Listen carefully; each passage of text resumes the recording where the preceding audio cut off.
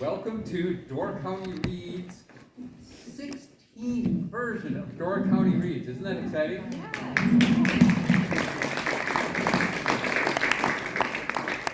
I'm Alan Kopischke, and I have been fortunate to be your host at the Kickoff all 16 years. This started back in the summer of 2007 when Peninsula Players decided they wanted to have some off-season programming, and we teamed up with the library to write a grant to the National Endowment for the Arts for their then relatively new Big Read program, and we engaged a bunch of partners in that, and it just exploded and took off. We got the grant. We got a few more grants from the NEA, and then when I was at Peninsula Players, we turned it over to the library after a few years, and the library has run it ever since. But 4 of our reads have been in conjunction with the NEA and their Big Read program. We have engaged dozens of different partners, had hundreds of events, and entertained thousands of people through these community reads, which I think is just exciting and thrilling. And I'm so happy that you all are here. For those of you at home on Zoom, you're missing out on the Pink Bakery worms and I don't know what we call these things. Anybody know? Worms and dirt. Dirt cakes. So celebrating the eating of the worms in the book, we've got dirt cakes with I think it's mostly Oreos and gummy worms and some other things holding it all together. But we are grateful to the Kress Center and to Pink Bakery, to the Friends of the Library, and to Door County Library for putting this on here today and getting us going. I mentioned all the dozens and hundreds of thousands of people involved in the reads over the years, but what I didn't mention is the many dozens of funders and champions that Door County Reads has had over the years, and we are very grateful this year to have a new champion of Door County Reads, our new-ish library director for Door County, Dominic Frandrup, started in June of last year. As a lifetime Wisconsin resident, he's lived all over the state, including Antigo, Waupaca, Madison, Superior, and his hometown of Prescott. He started volunteering and working in libraries in high school and never left the profession. For fun, he enjoys biking, running, backpacking, canoeing, and other outdoor pursuits. He also enjoys library tourism, learn how other libraries are doing things, so he can bring back ideas to his community, and that community now is Door County. So, welcome, Dominic.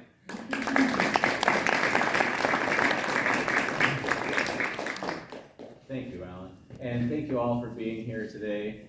I really wanted to say thank you for attending our Door County Reads event today, for Katie Dahl for agreeing to play us music, for our guest speaker Ron Lang, and I really want to say thank you to our sponsors, the Door County Library Foundation and the Door County Friends of the Library, without whom this would not be possible this year. All of our events are sponsored by those 2 sponsors, in addition to Right On Door County. But I thank you for all of your charitable donations to the Friends and to the foundations. We can continue to bring the Door County Reads events to all communities in Door County. I want to say congratulations to the Bookmark Poetry Contest winners, Sadie Mintros for Super and Sarah Sarnas, The Raft. And thank you to Jared Santek and Right On Door County for judging, and for all those who submitted a poem for the contest. And bookmarks are available on the table if you like, as well as the programs for the rest of the upcoming Door County Reads events. I wanted to say thank you to all the theater groups that have agreed to partner with us this year: Third Avenue Playworks, the Peninsula Players, Rogue Theater, Door Shakespeare, and all the book discussion leaders and members, and to our movie hosts. I'd like to say thank you to all of our partners, our volunteers, and library staff who have worked so very hard to make all of our Door County Reads events possible this year. Our speaker for today is Ron Lang, and Ron's lifetime of knowledge and experience in the outdoors with hunting, fishing, canoeing, camping, and wilderness survival, not only in northern Wisconsin, but in many other states and national parks, even annually in regions like the Boundary Waters and Canada's Quantico Provincial Park. So he's a fitting match for our this year Wrap with Stars. Ron, if you don't know, was born and grew up in the Milwaukee area and is a Vietnam veteran. After serving 4 years in the U.S. Air Force, he returned to school and received his degree in education from the University of Wisconsin in Oshkosh. Ron taught high school social studies for 29 years, the last 26 of which were as teacher at the Gibraltar High School in Fish Creek. Ron and his wife Ann of Sister Bay have one daughter, a son-in-law, and 2 grandsons. Ron has been part of several organizations connected to the outdoors, including the Wisconsin Conservation Congress, of which he was a Door County delegate, Wisconsin Hunter Education Instructor, 5 different bull hunting associations, the Rocky Mountain Elk Foundation, Ducks Unlimited, the Leopold Foundation. Welcome today, Mr. Ron Lang. Thank you so much.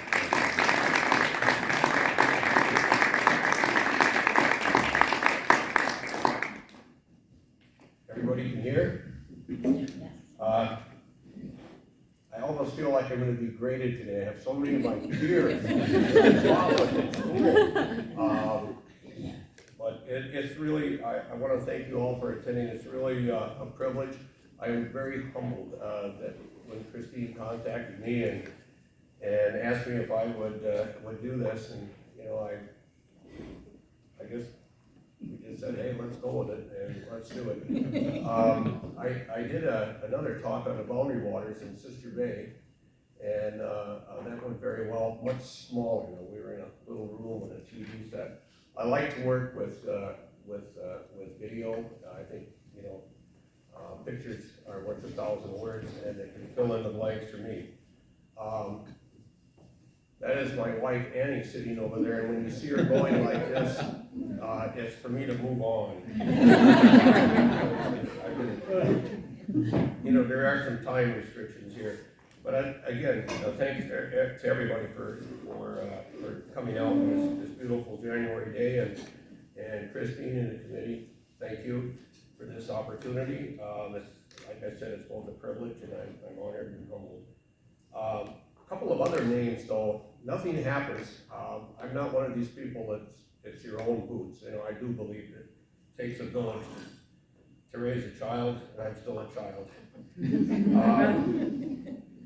I think Megan Sawyer, she's your village Egg Harbor administrator. She was here and helped me, you know, get things together here. And Alicia Pudlow, I believe, if I pronounced that correctly. She's the assistant here at the Kress and helped me with learning something about this, where to plug in all these gadgets. And then I had my only issue with this whole thing, and Ann kind of knows how much time I spent with this, is my HP computer, they pooped out on me, and so I've got an Apple laptop that I've had for about a year, and I never thought about all my pictures and everything that I have. Luckily, I had saved. I have them on flash drives and another contraption that stores a lot of photographs. And with the help of Steve Soames at Radio Shack, a former student, and you know, they're all former students, helped me get this thing going. So a big thank you to him. And then my grandson, Zach, who was finishing up his graduate work in Florida, and he spent about 3 hours on the phone with me, introducing me to Google Slides and what have you. So a big thanks, thank you, Zachary, if you're watching on Zoom. I just couldn't do this without that. My goals, I'm going to use these for a little while because I don't want to forget some things here. My goals for this presentation were to share my experience and the experience of the outdoors. I don't think of myself as an expert. I learn from others, and a lot of people have helped me along the way. There's a couple of them sitting in the room right now, and many others. Another goal is where I obtain my knowledge. I read a lot. Books are very important. Better remember to do this. And that's why I love my library. And besides my own library at home, and how many bookcases do we have? 3. And I gave her this much space. And when she said, "Do you think you could clear one of these off for me?" And I said, "What are you talking about?" But then the actual experience is doing it. You can read all the material you want, but until you do it, until you experience it, it just doesn't work that way.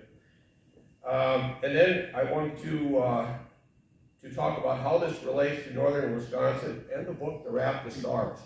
Now, I asked Christine, I said, "Is it okay to talk about the book and the characters and some of the things?" And she said, "Sure, you can do that." So spoiler alert for those of you that haven't read the book, they all drown. And,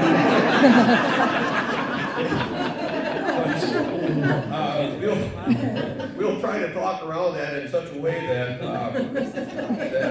they didn't drown. And, but in such a way that if you didn't read the book, maybe it'll help you. And then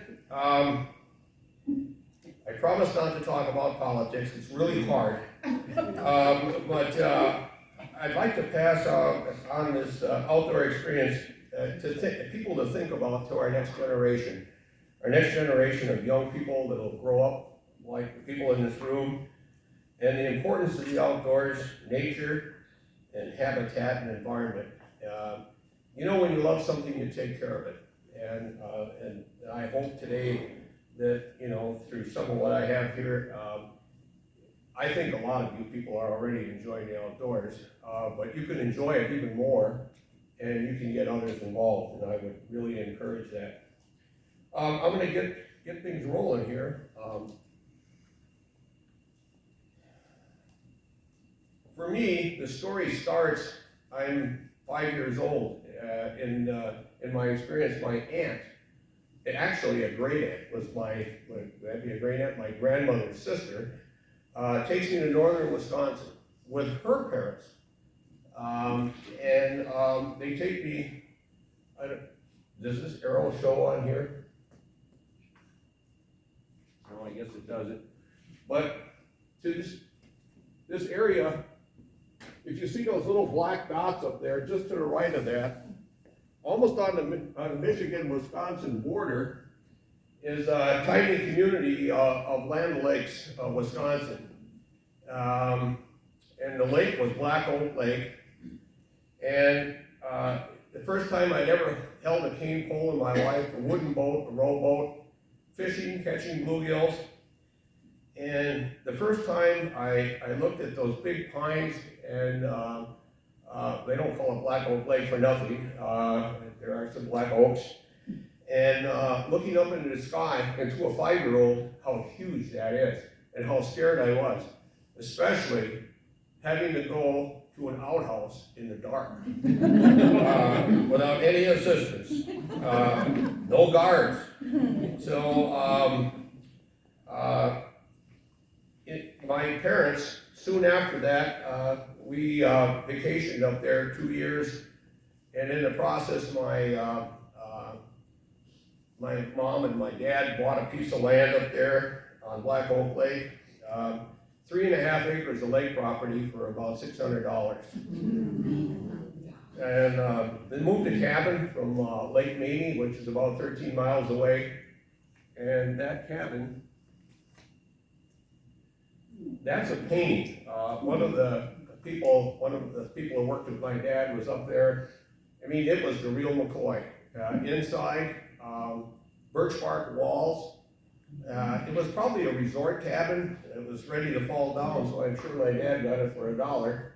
And moved that to the property. They had to bulldoze out the driveway and where the cabin sits, right by the lake. And that was our little vacation spot in the North Woods. Dad would make improvements on it every summer, and he turned the cabin into a shack. And I liked it the old way. And but anyway, this is where my memories, a lot of them were founded. And from there, these memories have taken me. I mean, it's incredible. When I did this project, I couldn't believe it. To the Bob Marshall, to Montana, to the Eagle Cap Wilderness in Oregon, Alaska, Wyoming, Utah, Idaho, the Black Hills in South Dakota, Newfoundland on a moose hunt, and Canada, in Canada, and of course the Florida Everglades with my grandsons.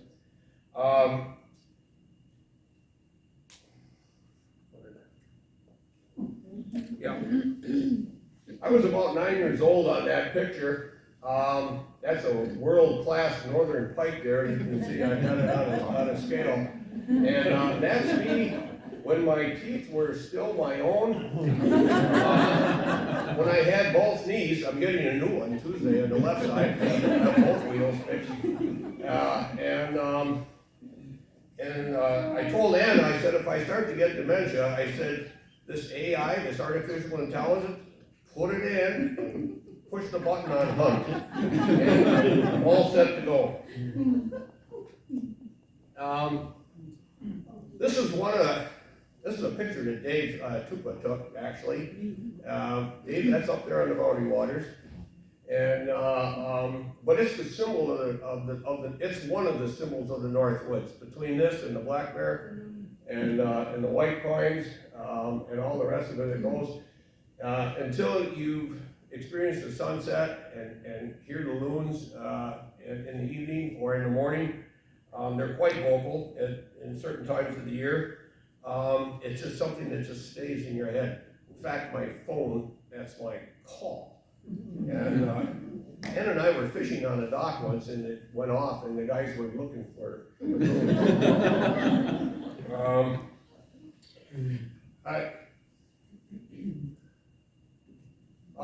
this is a picture, a painting. It's an original. Dave's father painted this, and Dave, when I retired, gave me this as a gift. Dave and I spent a lot of time up there, and you can't drive down Highway 8 in too many places and not see that. It's almost an indelible mark in your head. It's something that I really treasure. Just, you know, some of the scenes that capture you. At evening, if there's no wind, the lake's just turned to glass, and fish are rising, and it's a beautiful place. People who have influenced me. Ann and I do belong to the Leopold Foundation, and all of Leopold, the Sand County Almanac. And that video on the bottom, Green Fire, boy, if you haven't seen that, you need to see that.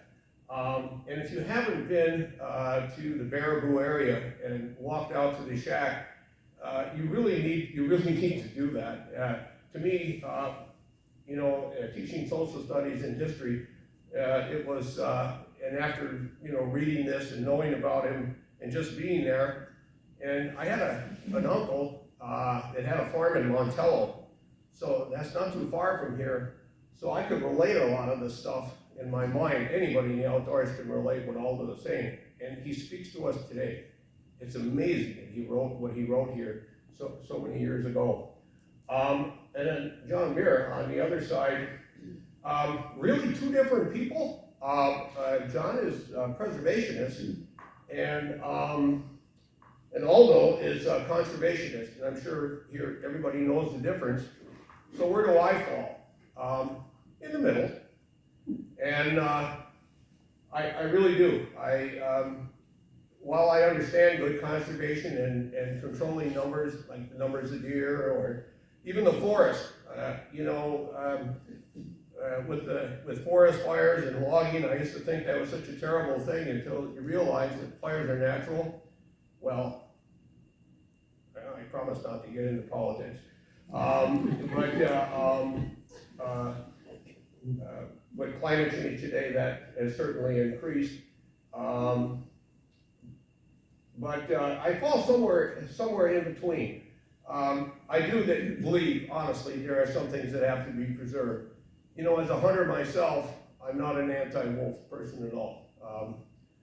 Dave and I were at a shoot up in Solon Springs, Wisconsin, and you go around with your bow and arrow. I shoot longbows and recurves, and we were different targets, and they had a wolf, and we were with like 3 or 4 other people, and the wolf was from here to that table, and everybody hit it squarely, and even Dave, who was just learning how to shoot, and I missed it by a mile, and they asked me, they all looked at me like they were in shock. Not that I'm a good shot. What did they say, Dave? What did I say? I like wolves. I just couldn't find it in my heart. But anyway, 2 people that have really influenced me through their writings, and there are others. This is a person most of you probably have never heard about, Jay Massey. He lived in Alaska. He's originally from Oklahoma. I know him through archery. And when I was still teaching, of course, I couldn't go to Alaska, but it was my dream to go there and float rivers and do all the things that he did, because he did them for real. And I was able to do that. Jay had passed away before I could get up there and do that. But I used one of his original rafts, and we floated the same rivers. The only thing I was going to bring along and show you today were the maps that we had, because we chose not to take phones, not to have a satellite phone. We had no contact with the outside world. I was there for 3.5 weeks, and people are asking, Ann, why do you let them do this? And what was your response, Ann? Okay. But it's a lesson too, and choosing your partners very carefully. The fellow I was with, I have a picture of him here later, Kevin Barr from Illinois, a very close and very dear friend. When you live 3 weeks in the bush with somebody, because you're floating, we didn't see, there were some other hunters floating down the river, and they were part of our group, but we only saw them occasionally, not very often. This is truly floating down wild rivers, the Chinnecock River into the Swift River into the Kopischke River, and we were to look for a flag about as long as that microphone stand over there in a subsistence Indian village in Stony River. And if we missed that, we'd go another 80 miles. So it was a true test of our ability. We were hunting with bows and arrows. We were hunting for moose. We saw moose. And as the outfitter who helped us with this said, you guys had the best of both worlds. You had a great trip and no moose to deal with at the end.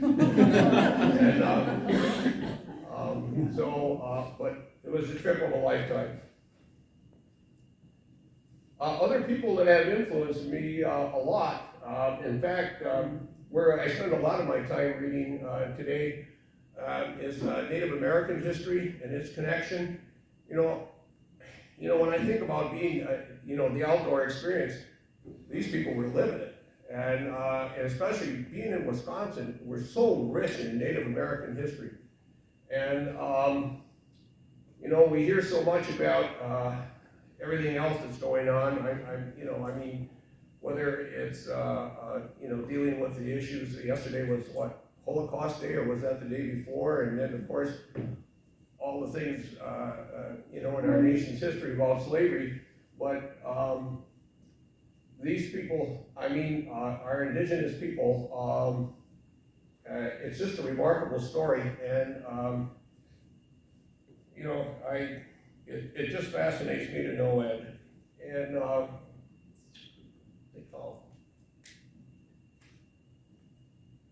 getting a little emotional talking about it. To me, it's the saddest story in American history, talking about Native American history. Now, where do I get some of my other knowledge? This is the Professional Bull Hunter Society. It has nothing to do with money. It speaks to our ethics and values as hunters. I personally think it's probably the world's best hunters all in one group. Most of us hunt with very primitive gear. And our motto is knowledge through experience. I've got to meet other people and to share experiences. That's where I met Kevin, and we went on that Alaska adventure.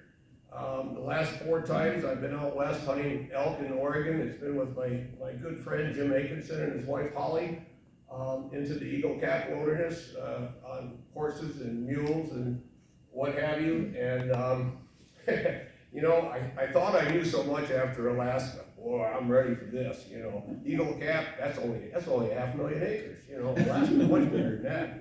And I'm out there with Jim, and he says, "Okay, Ron, you got to get back to the truck." He said, "Give me that GPS. You know, well, what am I going to use?" And he said, your internal compass." And I mean, what are you talking about? He said, "You'll find the truck." And so I learned a lot. Jim is constantly on me about knots. I should be better, but not.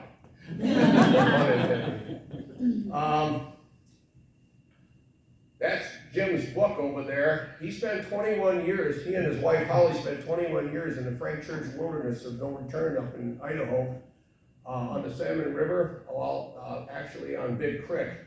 And he worked with graduate students, he and Holly both, with mountain lions, bears, fish, sheep eater people in the backcountry. The only way in is by plane or by 50 miles with mule, because there are no roads to this. It's run by the University of Idaho. And they have retired from this.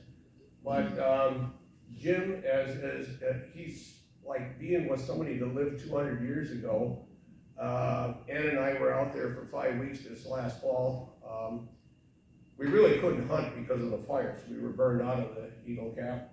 But some of the books that Jim put me on to that kind of inspired him too, the Caldwell brothers, and how they survived. That was about mining. Of course, they were exploiting the land. You know, real pioneering days and really doing it, you know, the old way, the hard way. We're going to be talking about the raft of scars and making some comparisons.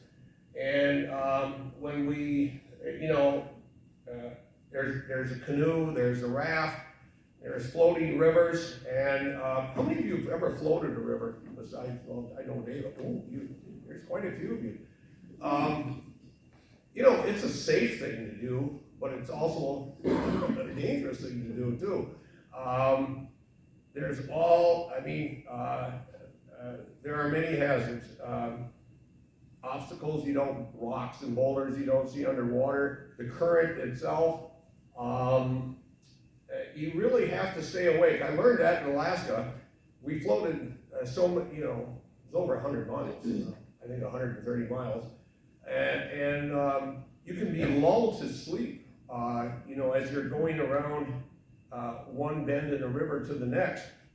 And if you're not paying attention, you can get in trouble. A tree laying across the water is called a sweeper. And if you run into that with your raft, and you got your raft loaded down with gear, or maybe you shot a caribou or something, and you got meat on the raft, the current will pull the raft underwater, and you with it. And the water in Alaska is glacier melt, so you won't be in it too long. I know in crossing rivers, I learned how to use walking sticks over there.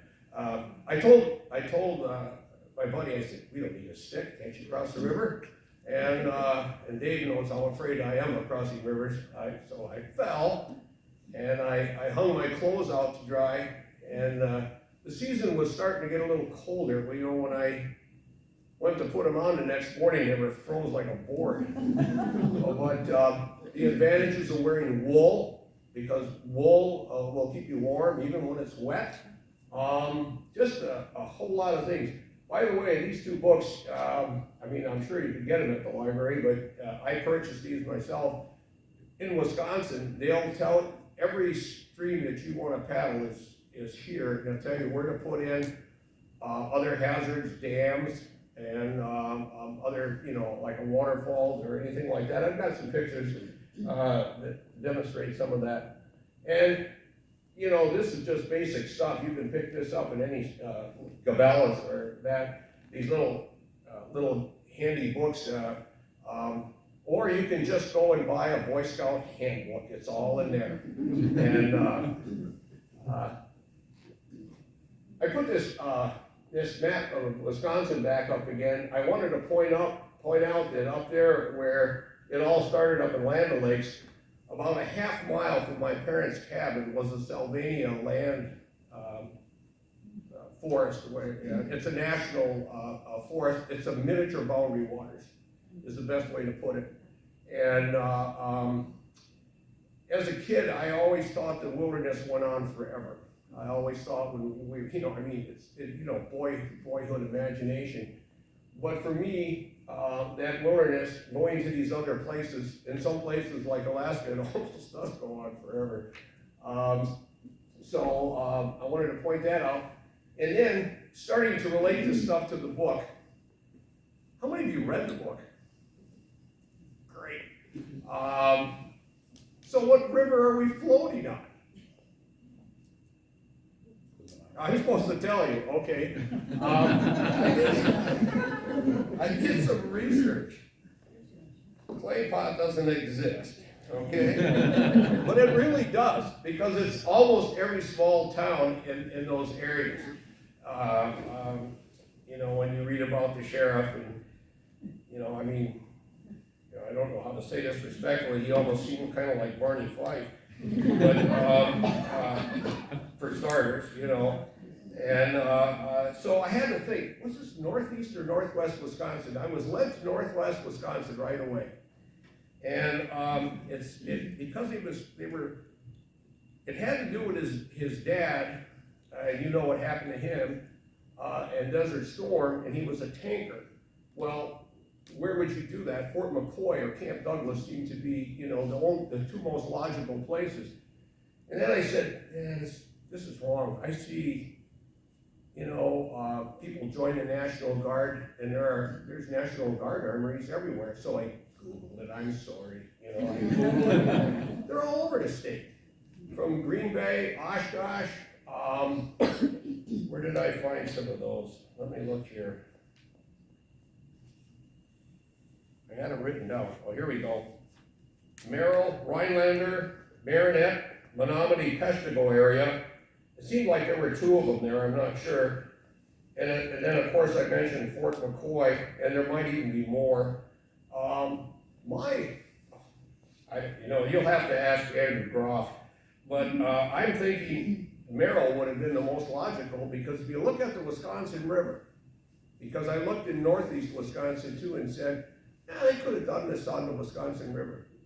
The Wisconsin River starts up there in on Lake Udazera. I've got a picture of that I'll put up in a second. They talked about a large expanses of land. You have the American Legion State Forest in that area, and you got the Chequamegon and the Nicolet National Forest not too far away. A little bit, as you get a little farther south, you actually have farmland where they could have possibly grown corn. As mentioned in the book, that problems with coyotes, if you will. And that's another thing. I'm going to talk a little bit about that too. Coyotes really get a bad rap. I don't see a coyote taking down a full-grown calf or a steer, but I know from my experiences in Montana that they will when calves are being born. That's a time when they would be real susceptible to that. But they talk about shooting coyotes and that. I think it's northeast Wisconsin. What Andrew Groff will probably say, use your imagination. It could be anywhere. And where do you float for several days, maybe a week, without seeing anybody? That's hard to do. That's hard to do. And even on the Brule River, Dave and I, we see other people. And the Brule I had to rule out because it flows into Lake Superior, so they'd be going the wrong way. So my guess is it was probably around Merrill, just north of Highway 64, would have been the Armory. Just a possibility. And okay. The Wisconsin River, Lakeview is there, it's close to Land O'Lakes, it's this whole area is really the headwaters of the Wisconsin River. I mean, you're talking about thousands and thousands of acres that drain into this area.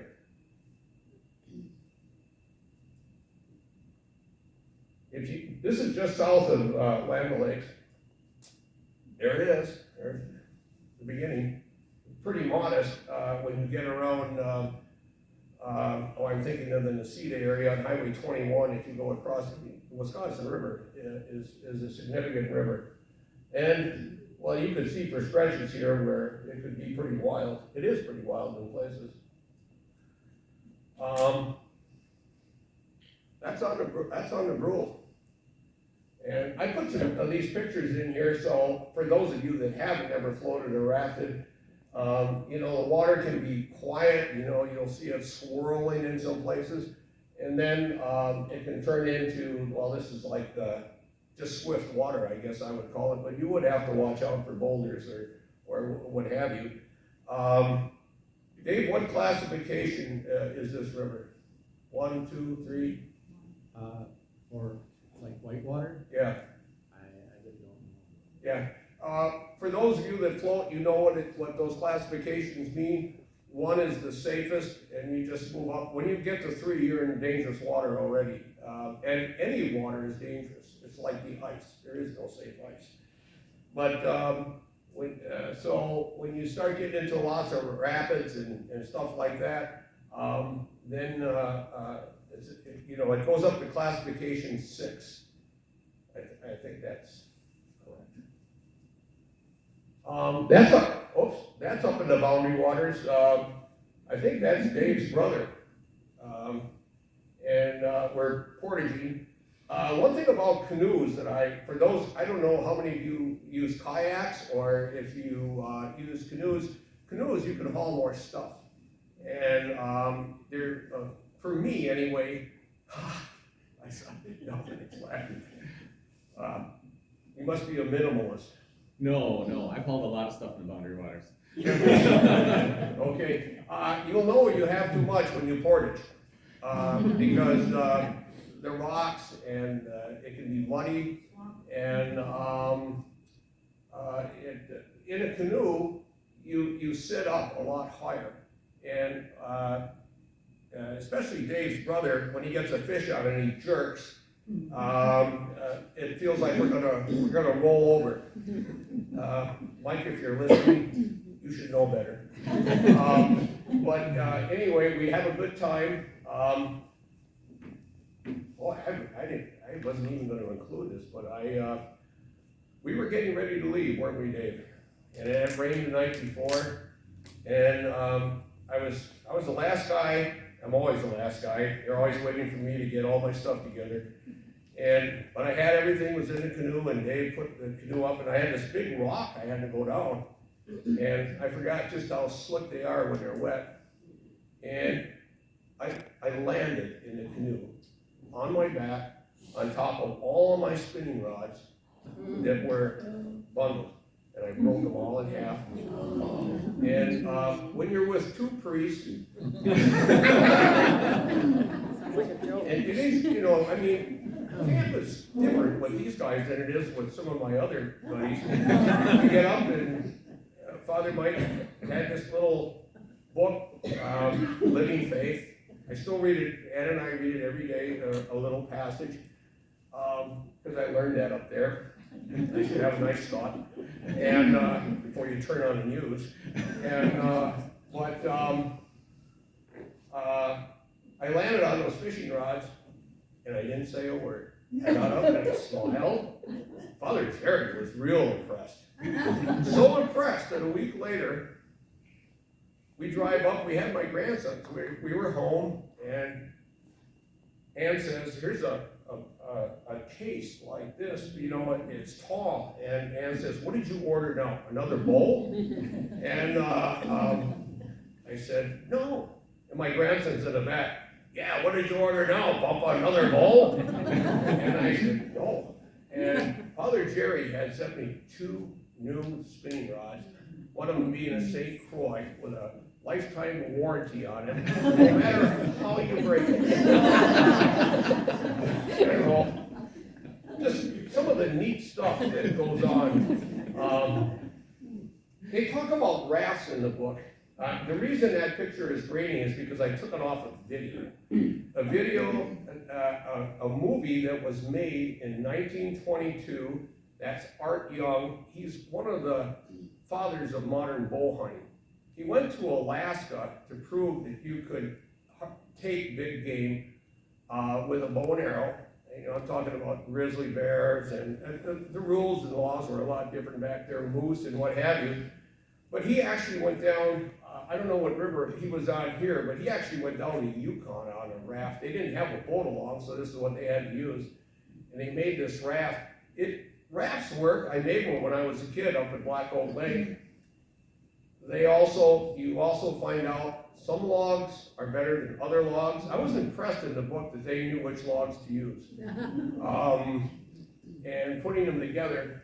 If you've ever been on a raft, it's really hard to stay dry because parts of the raft will go underwater and what have you. And controlling them, if you saw this in motion, I can't do that for you today. They're really struggling pulling this thing. I don't, you know,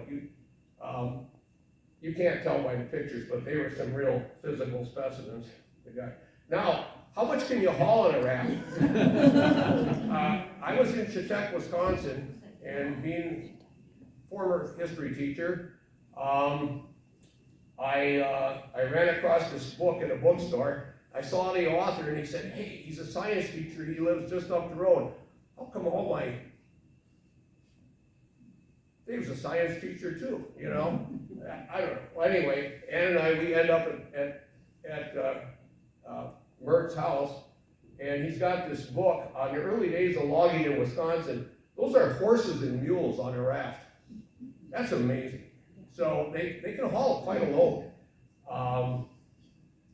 And I think all of you know that Wisconsin and logging is just, you know, it's incredible. That's me in Alaska, floating the river. All the gear, well, you need gear for three weeks when you're back in the bush like that. We did carry, we had one gun along for protection that we hoped we never would have to use. We carried bear spray, and that was our number one go-to first.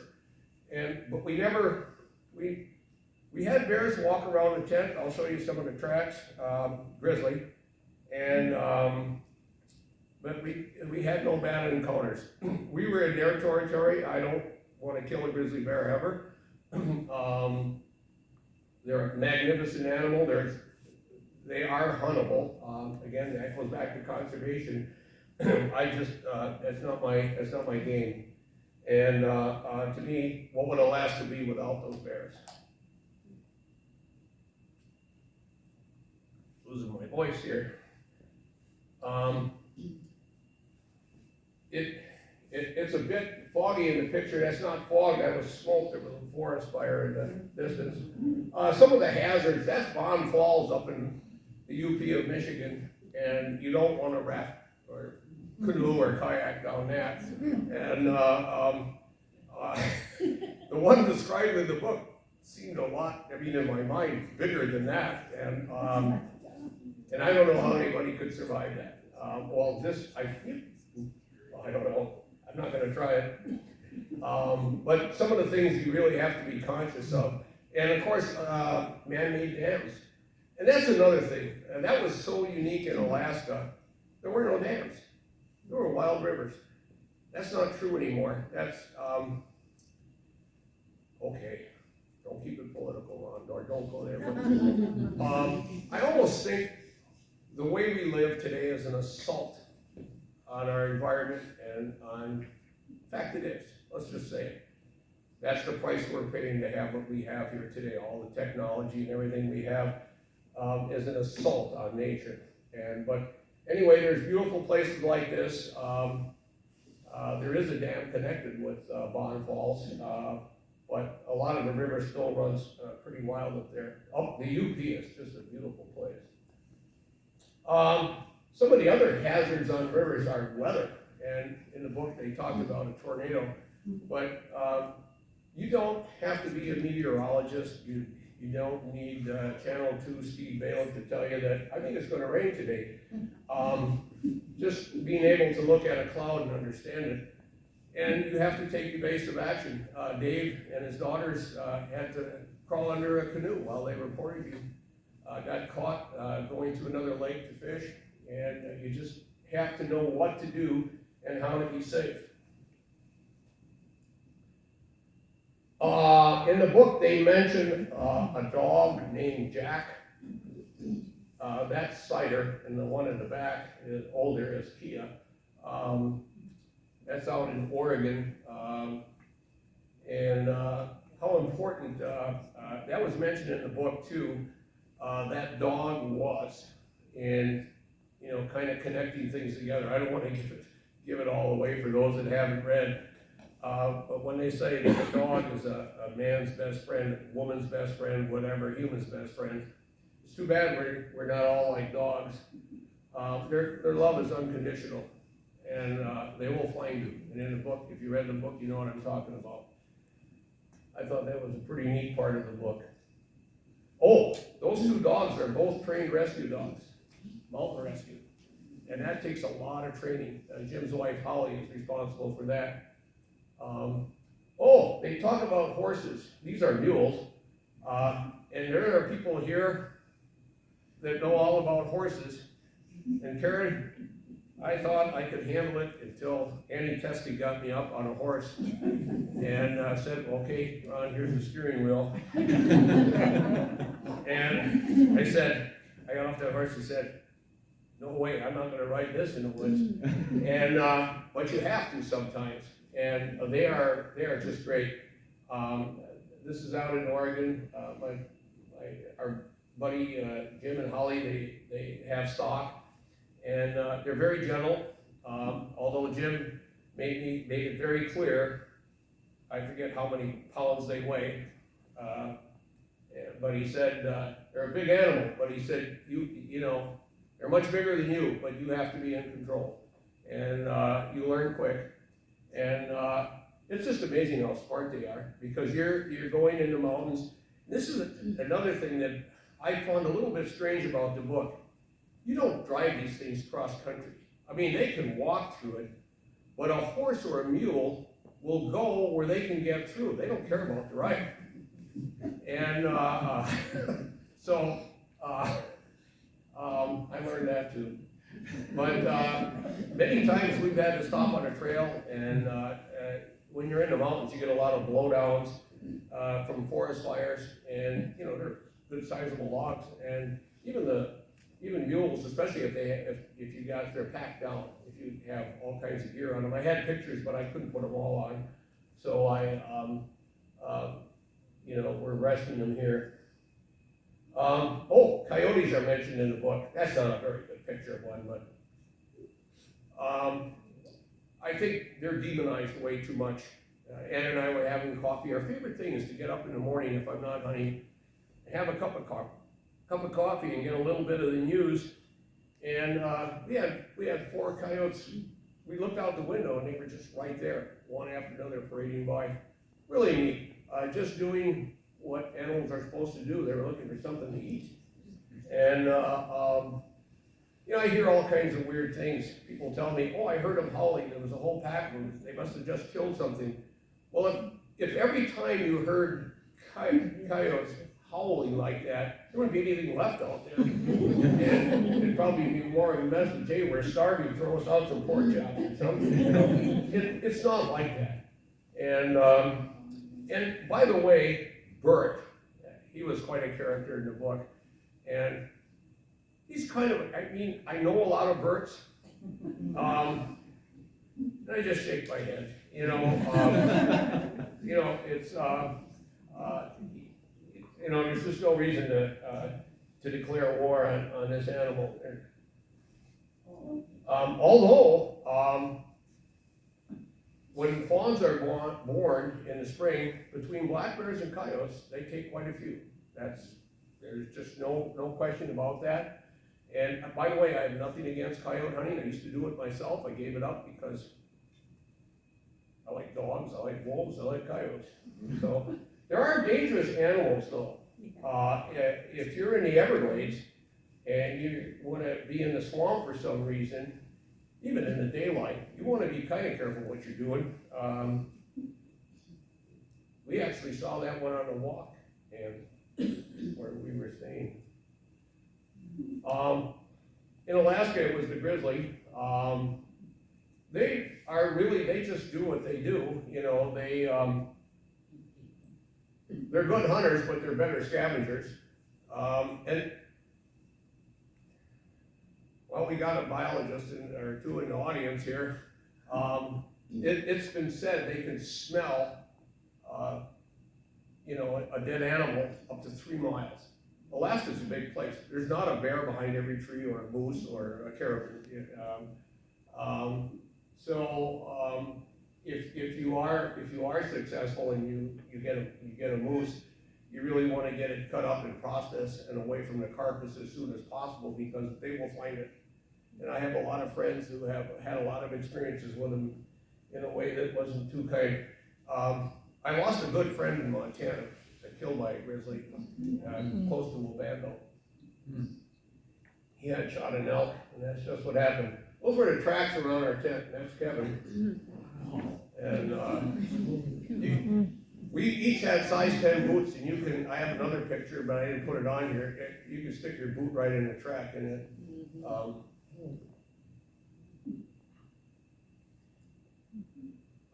For real, out west, this was taken close to Red Lodge, Montana, where Ann and I were doing some camping. And in the center of the picture, you can see where they tell you how to hang your food. We do this in the boundary waters. So that the black bears are really smart, and they can really destroy your camp. They're more of a danger to you that way than they are to you physically. I've had many encounters with black bears, and some of them were almost standoffish. Well, they were standoffish. A local person here in Fish Creek, Paul Warfel and I were hunting in Idaho, and we walked up on a water hole. We said, by the amount of elk sign we saw there, we're going to set up here in the morning until Mama Sow black bear came out and was thumping on the ground and chattering her teeth at us and sent the 2 cubs up a tree. And Paul said, what do we do now? I said, well, let's just back out real calmly, and we did, and everything was fine. And I had the similar experience up by Dave's, only that bear wasn't so cooperative. I had to give him one convincing little shot in the air to leave, go away, you know. I don't think your brother was too happy. That was the bear he was baiting later in the fall, but that's all right. He doesn't need a bear. Moose, that was taken up on the boundary waters. They can be dangerous, especially a cow and a calf. You want to be careful about getting too close, which we did. And that's another story. Mountain lions, I had no idea, but hunting in Idaho, in Colorado, and especially in Oregon, there's a lot of these. And I said to Jim, I said, you know, I'm always talking about different critters, and they used to chase them with hounds, get them in a tree, and then they would, give them a shot, and then Jim would be up there and carefully get them to the ground. They had a net so that his students could catch it if it fell, and they would put a collar on them, and they did studies on mountain lions. This one will attack humans. They'll stalk you, and if you're elk hunting and you're calling with a calf call, trying to bring the elk in closer, they eat the same thing. And if you're dressed in camo and what have you, you might be on the menu. But you know what? I've never seen one. Actually, I've had the privilege of seeing two different times 4 bobcats, but I've never seen a live cougar or mountain lion in the woods, but they're there. And by the way, none of this exists. From the alligator, no matter what you hear, the grizzly bear, and the cougars, the cougars do exist in Wisconsin. They come from places like North Dakota. The Toms are looking for 5 minutes left, a new home, so they'll travel through Wisconsin. We're absolutely in no danger. You're in more danger from mosquitoes and ticks, and that's my boundary waters net. There are mythical characters in Rhinelander, and and that's another thing about the North Woods. There's a lot of myth up there. And then there's strange characters on the trail that you want to really. These are more dangerous than the animals. There is an animal that can completely ruin your camp. They can destroy your tent, your gear, get into your food. And it's always fun to hear the stories from Peninsula Park about the campers who have never experienced this before. So you have much more to fear from these things that way than you do those other critters. And then 2-legged wolves. Ann hates, she likes when I go shopping with her, but she doesn't like the screwing around, And, but I thought this was unique,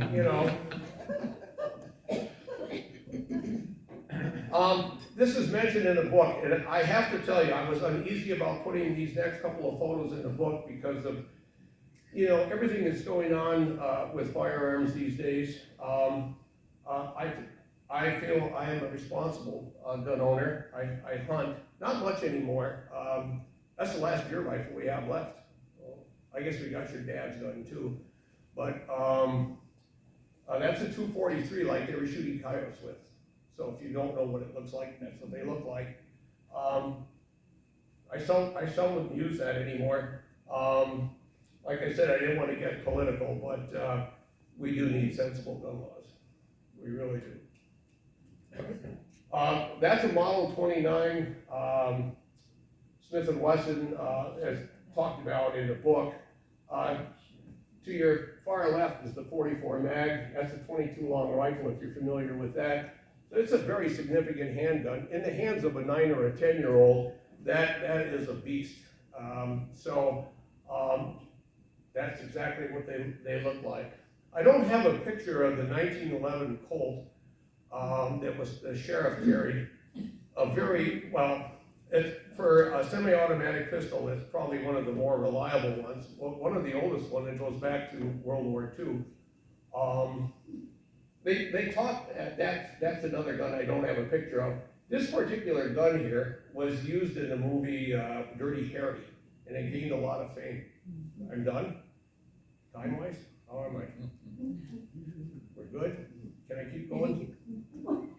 Oh, that's a recurve bow. I don't know who that guy is in the picture. That's in Oregon. It's worth saying, I've been 9 times with a bow and arrow for elk. 11 times total for elk. I'm elkless.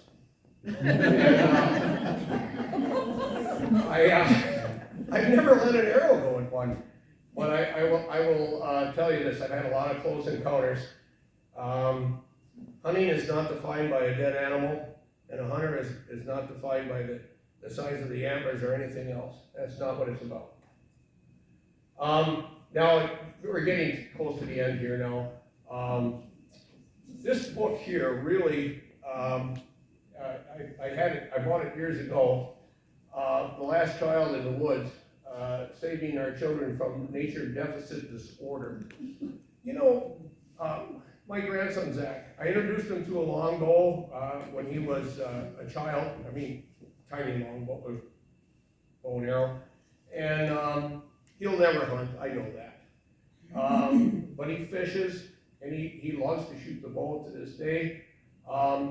He's in the gardening, and he's a graduate in graduate school, and he goes to a community garden and helps out with that stuff. And that's all part of connecting with nature. You don't have to hunt. You can hike, you can backpack. Why do people have a garden in their backyard? I got some friends over here, Dick and Kathy, they have a nice pond out in their backyard. That's the way we connect with nature. You don't have to go to the boundary waters. Get your children involved. Whatever you're doing. That was taken in Florida. Not much opportunity down there for them to do these kinds of things, so I tried to provide that when we were down there. Take them fishing. Zach was pretty young on this picture. He wasn't in graduate school then. and you know something? That's a nice fish. Oh, there's a lot of adults that would like to have a smallie like that. They don't have the fish that we have up here. But the size of the fish doesn't matter. It really doesn't matter. That's his younger brother, Matthew. And he was as proud of that fish as his brother was with the other one. That's Talia Tupa, and she's showing us children will always show us which way to go. They'll take us in the right direction. And the kids came on many of our trips, the kids were along, and as kids they were along, and up on the Brule River they were along, and now as adults, young adults, they go along. Women are, hey, you're what, 53% of the population? We need your vote. But everybody can be involved. And Ann here is shooting her longbow. She does not hunt with a longbow or with anything anymore. That's me. I asked my buddy Jim, this was in Oregon this last fall, I said, I want to find something older than me that I can touch. And so he said, go by that tree and I'll take your picture. He said, it's almost as old as you are. That's in the boundary waters. That's me with the red bandana behind the guy in the front. That's on the Snake River doing some whitewater rafting. I was part of teachers that were at a camp, how to bring the outdoors in the classroom.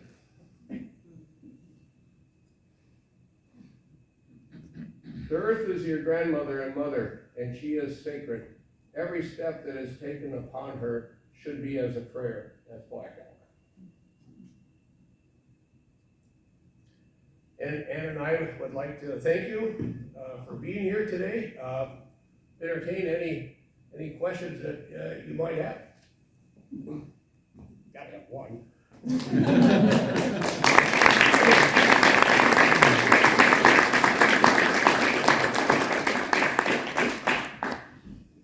Go ahead. What kind of food do you take out on these boundary trips? I mean, for 3 weeks or 2 weeks or whatever, what keeps it in? That was a great question.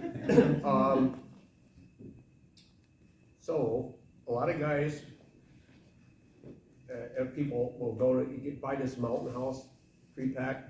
It's full of sodium, preservatives, and that's good.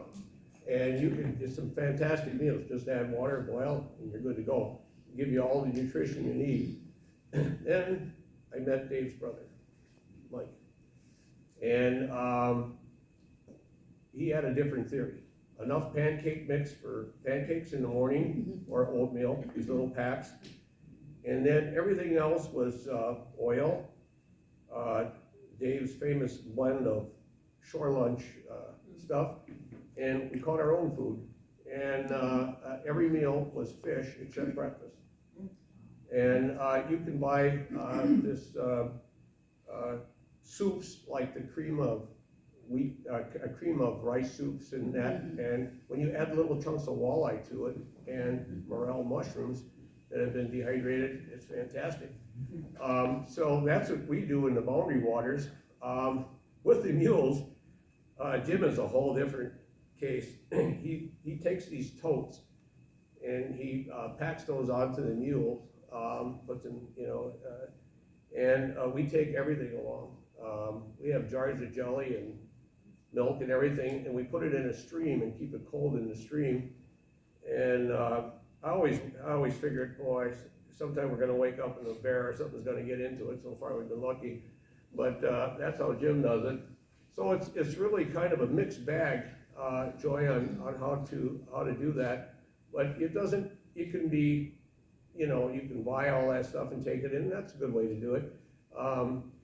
They make little propane gas stoves now, which are much safer to use. We do all the cooking, almost all the cooking in the Boundary Waters on open fires. And we did that in Alaska too, and only used the stove when we absolutely had to, the gas stove. So that's a good question, yep. And you have to figure weight if you're backpacking. Dominic could probably tell you that you're carrying too much in, Anything else? Well, thank you, Ron, for giving us some really great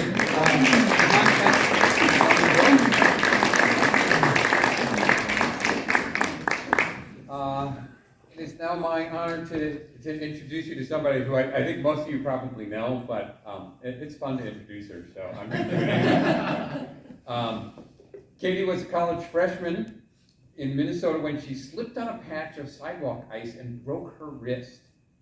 Suddenly unable to play the oboe in her college orchestra, Katie used her newfound free time to learn guitar, teaching herself chord shapes as she strummed the strings with her stiff right hand. 9 years later... Actually, I should update that. 20 years later. Okay. Okay, so 20 years later, that icy day has proven to be a blessing in disguise, leading Katie into a life of work that Dahl Williams calls the very best kind of songwriting. Katie Dahl is a songwriter and playwright whose work is as expansive as Lake Michigan and as deeply rooted as its rocky coastal bluffs. A small-town celebrity on the Wisconsin Peninsula, where her family has lived for 175 years, she is now a radio-charting folk artist who tours around the world. Clear-eyed and tough-minded, fresh and funny, Katie, according to American Songwriter, delivers razor-sharp lyrics with a hearty, soulful voice. Folks, Katie Dahl.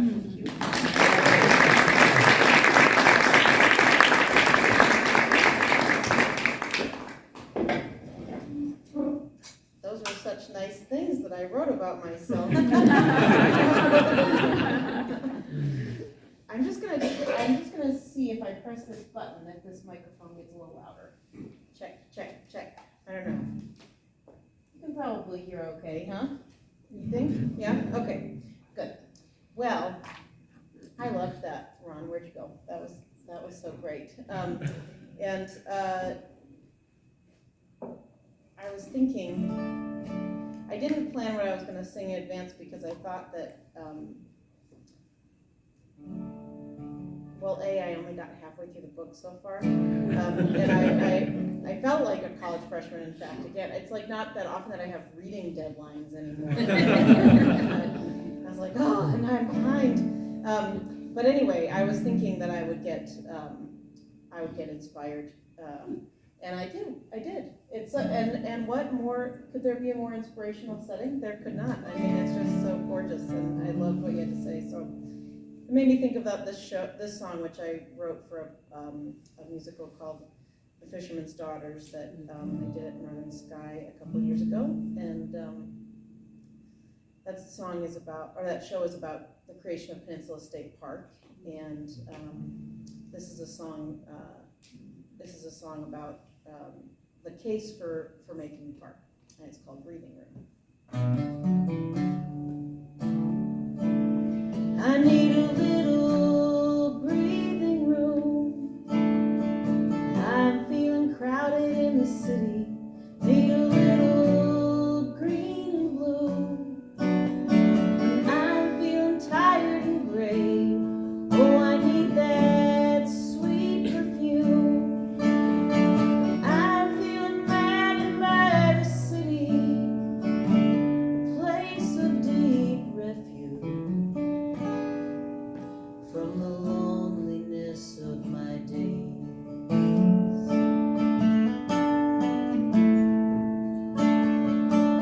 A place for the tired and worn to come and rest by the water. A place for the spirit that's torn by the weariness of life. A place for the old to be reborn. Come and rest by the water beneath the hemlock and the hawthorn. Free from the stress and the strife.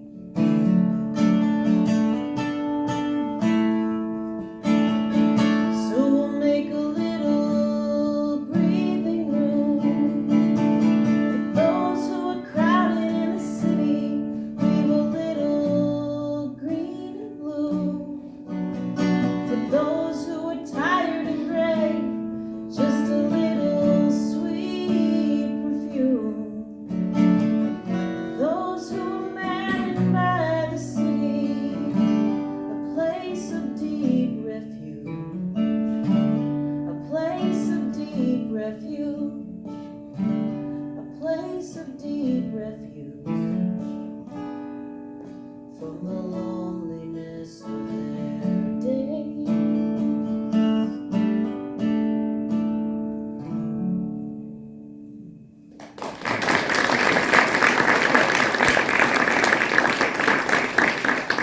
I'll take this other guitar, and I'll leave this one here.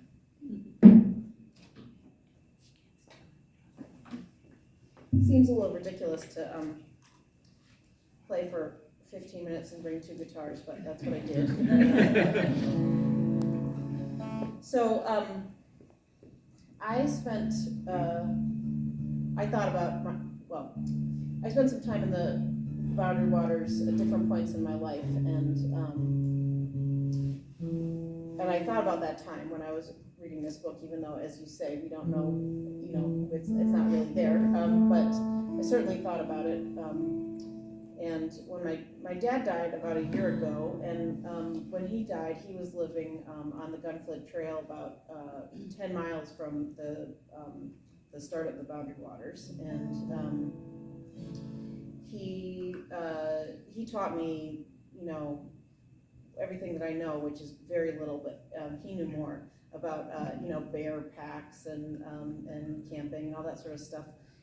So I wrote this song about the time that I spent with him up there, and I don't play it very often, but it's about a river, and so I just felt like it ought to be played, and no promises that I know how to play it, but I did write it. And it's and I wrote the whole thing. I wrote it pretty soon after he died, a couple days after he died, and I was so proud to play it for my half siblings. I was like, you guys wrote the song, and it was about Dad. And remember how we used to stay at those cabins on the Temperance River? The song is called Temperance River, and they were like, that wasn't on the Temperance River, it was on the Cross River. And I was like, well, whatever.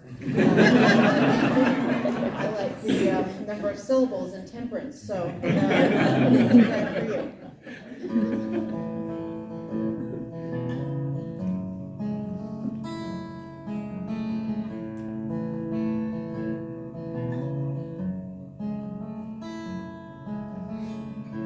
Oh gosh, and it needs to have a capo on it, you guys. Who didn't put my capo on the guitar? Alan. what is this MC role if not to, make sure I play the songs in the right key? I got all involved in my mud cake. Yeah, I know. Well, I'll let it slip this time, but.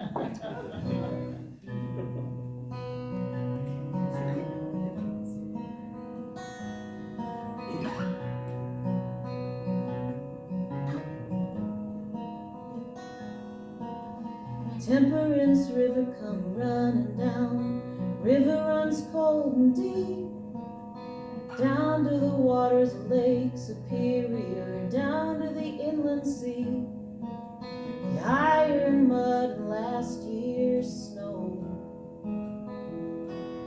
Temperance River.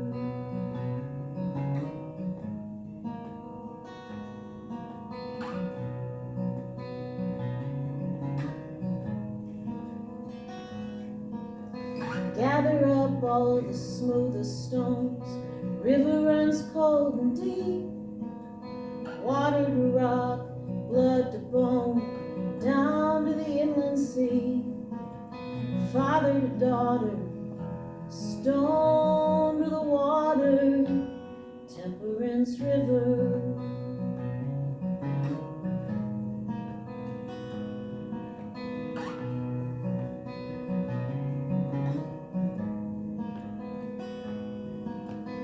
Over the falls to the place we know, river runs cold and deep, hang on to the roots as you go below, down to the inland sea.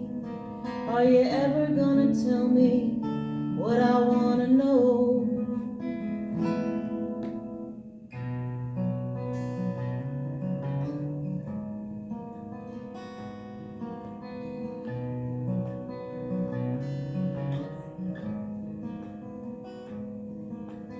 Temperance River come running down, river runs cold and deep, down to the waters of the biggest lake, down to the inland sea, the iron mud and last year's snow, all those things I wanted to know, gone the way last year's snow.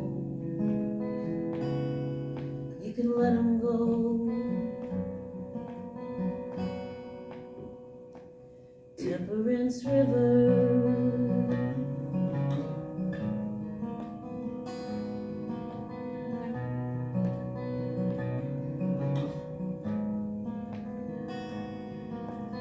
Temperance River come running down, river runs cold and deep, down to the waters of the biggest lake, river run to the sea, iron mud and the smoothest stones, all those things I wanted to know, gone the way last year's snow.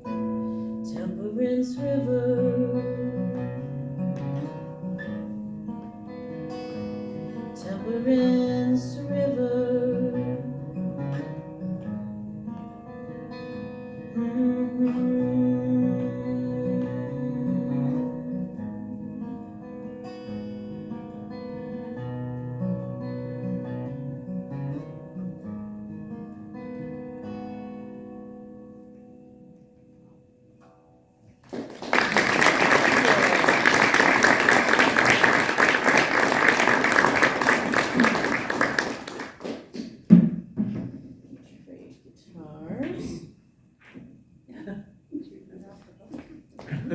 Good job, Alan, you did it. That was good, it was better.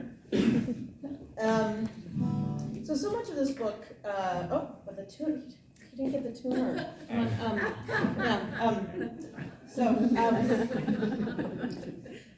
much of this book is about, to me, what one of the threads that is pulling me so far halfway through the reading, as I have now confessed to being, but it's the beginning of Door County Reads, right? Like, I'm not necessarily supposed to be done. I just represent the everyman on the journey. One of the threads that sort of spoke to me was definitely about childhood into adulthood, and what do you, in what ways do you lose your innocence and your young beliefs about the world and how it is. So I thought I'd do this song, which is about that. Specifically, it's about idolizing someone who you find out may not be worthy of your, idolatry, which frankly, probably no one is. But you don't know that when you're a kid. So this is called Crowns.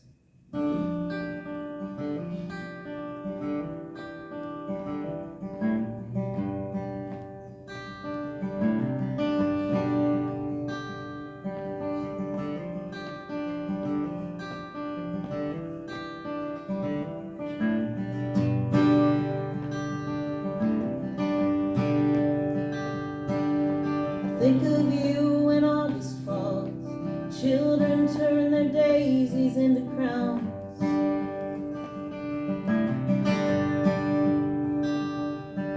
I think of you when August falls, children turn their daisies into crowns.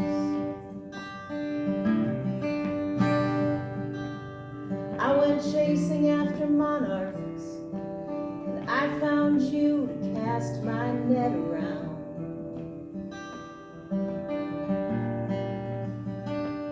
Now I think of you when August falls, children turn their daisies into crowns.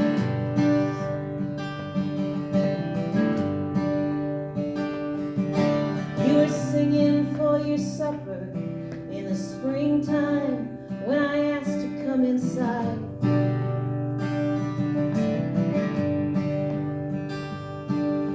Singing for your supper in the springtime when I asked to come inside.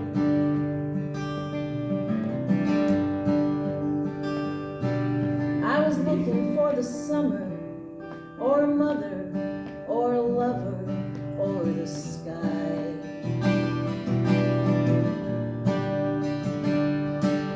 Bluebells ringing all the hillsides in the springtime when I asked to come inside.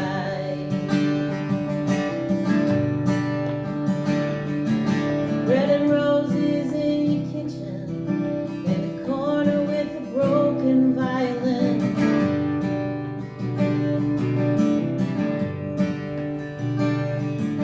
Red and roses in your kitchen, in the corner with a broken violin.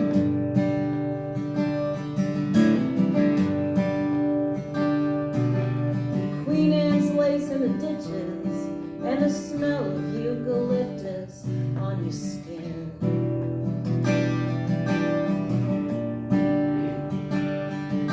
Well, the scent would set me sleeping. When I woke, I cried to dream again.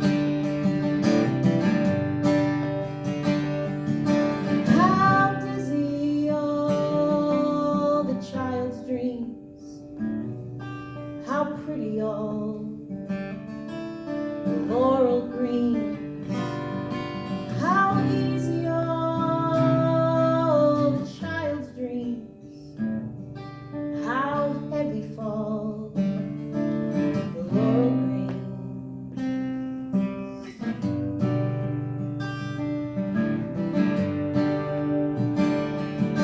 Well, I guess I fall for heroes like a black stone to the bottom of the sea.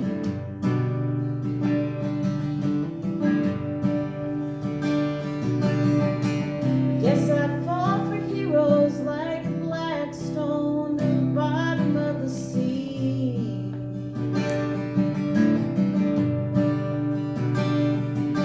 Leaving daisy petals floating on the surface where my boat used to be.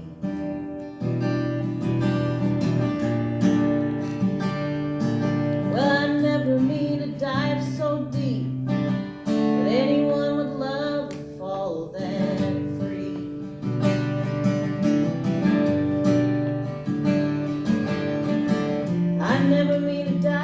deep, but anyone would love a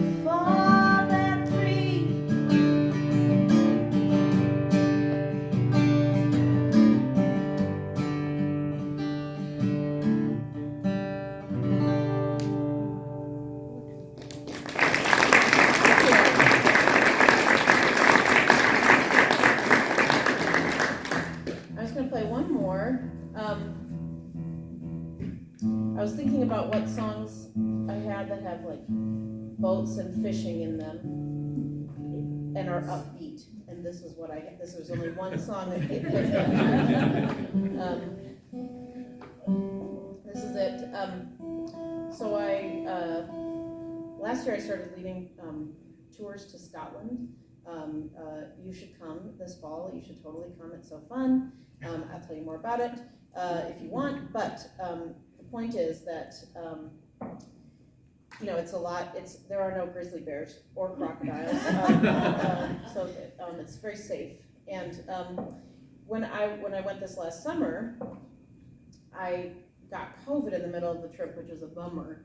And so I had to be away from the group for a little bit. And it happened in a little seaside town called Plockton, which is basically like Scottish Door County. Like it's just like the same as Door County, and it's a little, like there's a lot of fishing, and there's like a lot of coast, and there's a lot of, rugged islands, and anyway, it was very cool. And also I thought, like, this is a funny place to be stuck by myself, across the sea where I already, across the sea, but it's sort of like the same general idea. And I couldn't go into any stores to buy, I felt like I would like some whiskey because I was on this trip, and all the tour was like going to the whiskey tastings and distilleries. I was not allowed, and I said to my husband Rich, who was on the trip and did not have COVID and was going with all the people, I said, could you bring me some whiskey, perhaps, at the end of the day? And at the end of the first day, he got home, he's like, I'm so sorry, I forgot the whiskey. And I was like, okay, we'll get it tomorrow. And the next day he came home, he's like, ooh, I forgot whiskey. And I was like, oh. So, finally on the third day, he brought it, but by that time, I was like almost ready to come out of my isolation anyway, so what was the point? Anyway, I enjoyed it, but while I was in Plockton, I wrote this song. I was very sober when I wrote this song.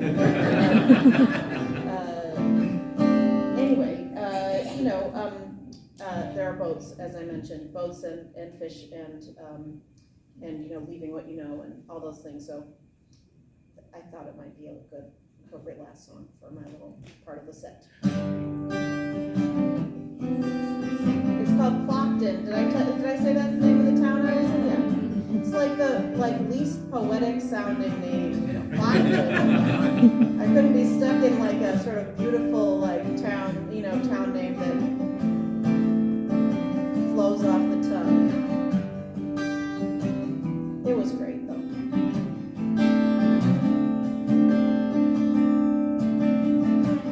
Three bars, one store, the fish don't bite here anymore. Little boat, big bay, lighting out the Atlantic way. But you're not going anywhere today. Today, may you lie by the sky and forget what you've been wanting. May the tides make you cry. There are so many pools to get lost in. And may you, I pray you never ever run out of whiskey in Plockton.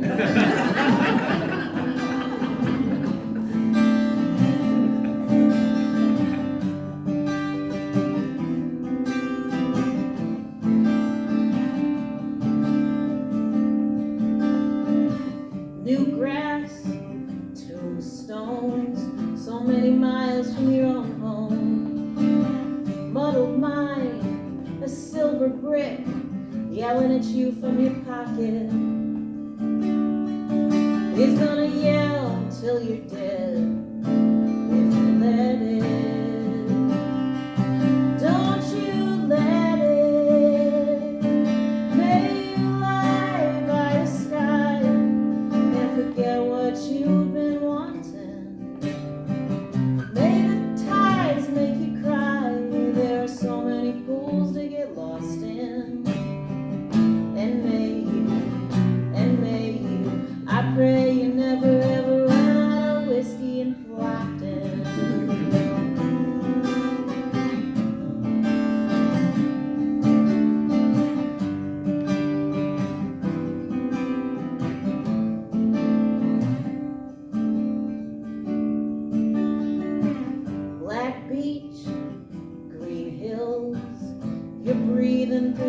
and gills. There's meat in the shell, there's teeth in your mouth. Crack it open, suck it out. Made life by the sky and forget what you've been wanting. Made of tides make you cry. There's so many pools to get lost in. And may you, and may you, and may you, and may you, and may you, and may you. I pray that you never ever run out of whiskey in Flockton.